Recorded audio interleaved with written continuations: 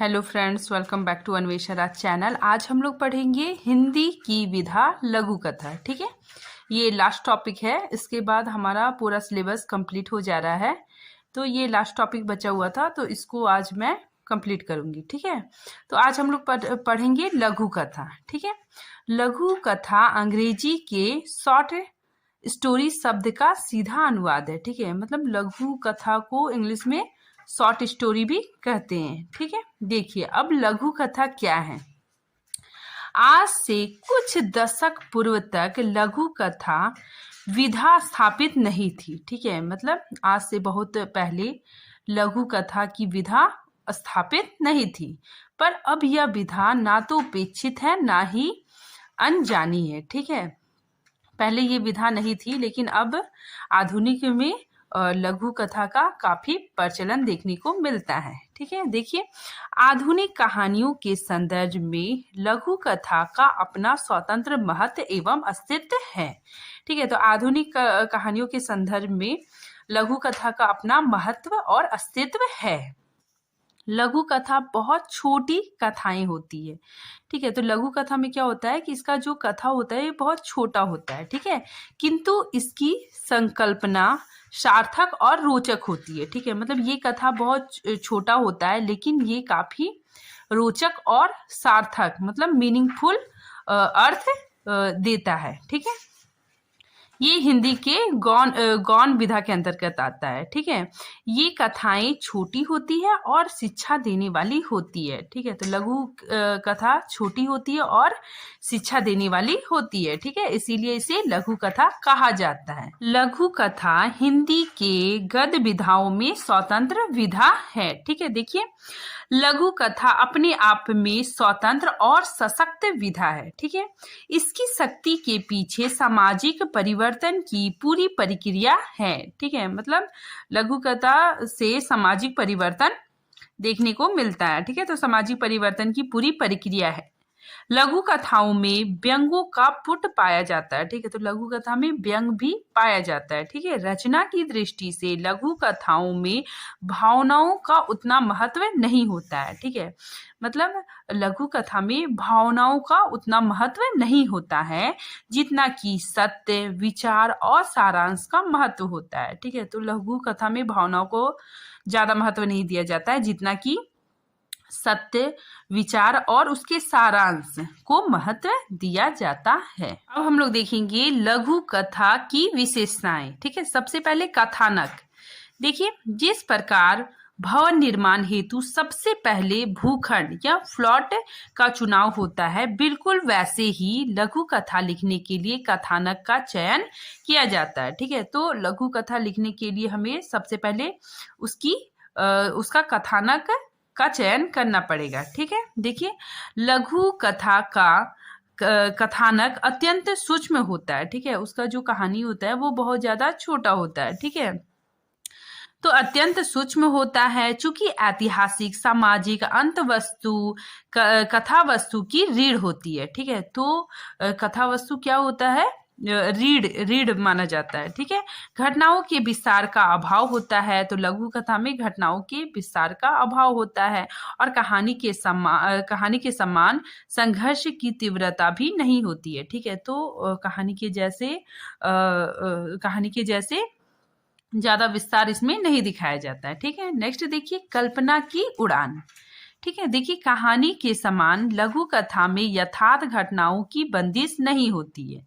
ठीक है, उसमें यथार्थ के अतिरिक्त कल्पना की उन्मुक्त उड़ान के द्वारा कथ्य की अभिव्यक्ति की जाती है। ठीक है, तो इसमें क्या होता है ना, लघु कथा में मतलब यथार्थ के अतिरिक्त कल्पना भी इसमें की जाती है। राजा, रानी, पशु, पक्षी आदि काल्पनिक पात्र और काल्पनिक घटनाओं का पर आधारित रचना भी संभव है। ठीक है, तो लघु कथा में कल्पनाएं भी जोड़ सकते हैं। ठीक है, जैसे राजा, रानी, पशु, पक्षी, ठीक है, आदि काल्पनिक पात्र भी जोड़ सकते हैं। ठीक है, उसमें उसके आधार पर रचना कर सकते हैं। ठीक है, नेक्स्ट देखिए शैली।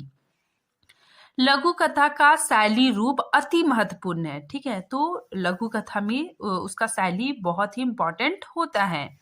उत्कृष्ट शब्द संयोजन, ठीक है, शब्द की सजावट और उत्तम भाव संप्रेषण, ठीक है, लघु कथा शैली की जान है। ठीक है, तो लघु कथा में शब्दों का संयोजन अच्छी तरह से होना चाहिए। ठीक है, उत्तम भाव संप्रेषण, ठीक है, ये लघु कथा शैली की जान है। ठीक है, सशक्त शैली कमजोर कथानक को भी प्रभावशाली बना देता है। ठीक है, तो इसमें शैली का बहुत ज्यादा महत्व होता है। ठीक है, ये कथानक को भी प्रभावशाली बनाता है। संकेतात्मक और वेधकता उसकी शैली के विशिष्ट गुण हैं। ठीक है, संक्षेप में बात कहने की सामर्थ्य संकेतनात्मक शैली के द्वारा उत्पन्न हो सकती है। ठीक है, तो लघु कथा में क्या होता है कि संक्षेप, ठीक है, संक्षेप में बात कहने की सामर्थ्य भी होती है। ठीक है, कोई भी चीज को संक्षेप में कहने की क्वालिटी इसमें होनी चाहिए। ठीक है, आगे देखिए,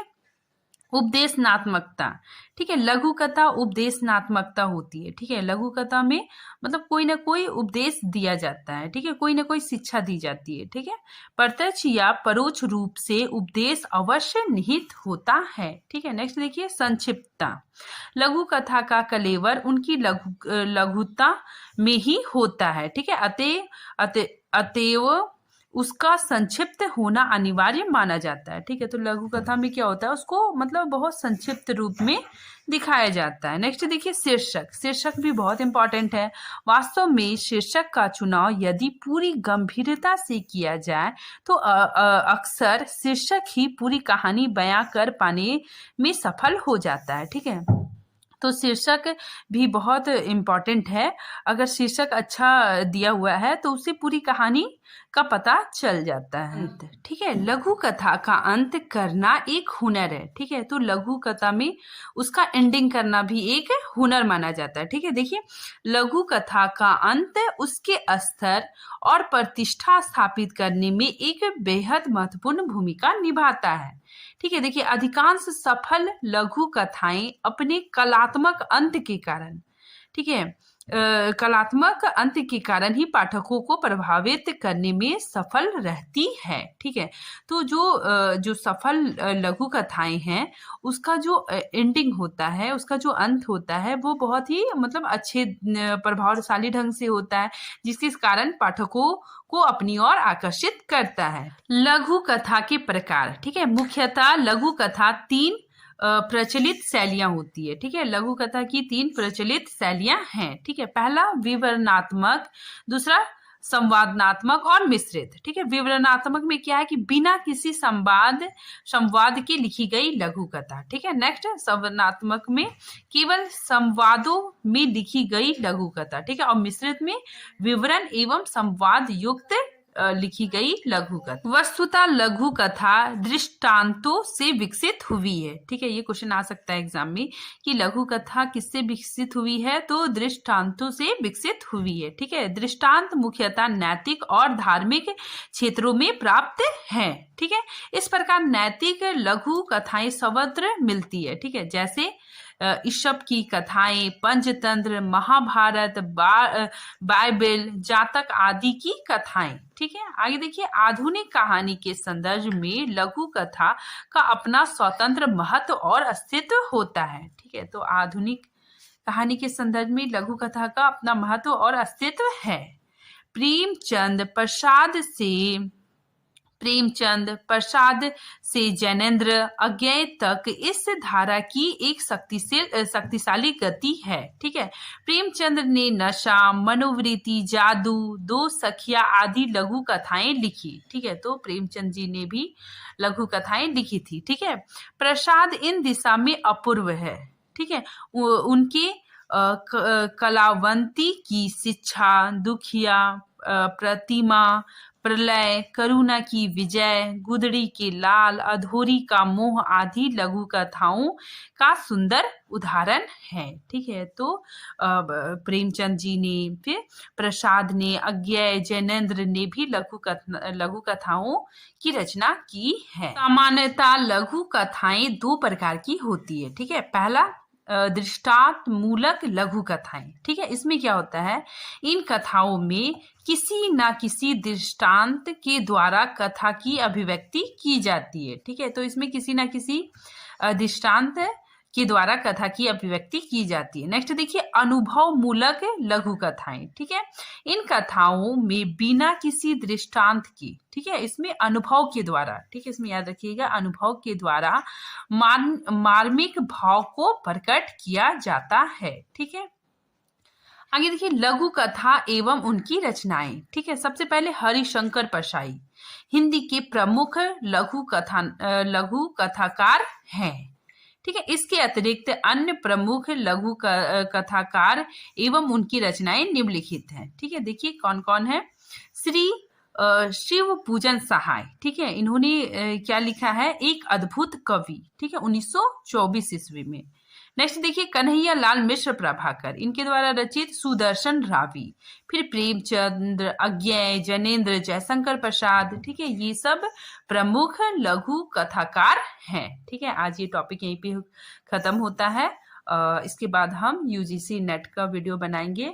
अगर आप लोग हमारे चैनल से जुड़ना चाहते हैं तो जुड़ सकते हैं, क्योंकि इसका जो सिलेबस है और यूजीसी नेट का सिलेबस है वो मतलब काफ़ी मिलता जुलता है। ठीक है, अगर आप कंटिन्यू वीडियो देखते हैं तो बहुत अच्छा आपको नॉलेज हो जाएगा और आपका जो पेपर है वो भी काफ़ी ज़्यादा स्ट्रांग हो जाएगा। ठीक है, तो नेक्स्ट हम यूजीसी नेट का मतलब वीडियो बनाना प्रारंभ करेंगे। ठीक है, तब तक के लिए थैंक यू।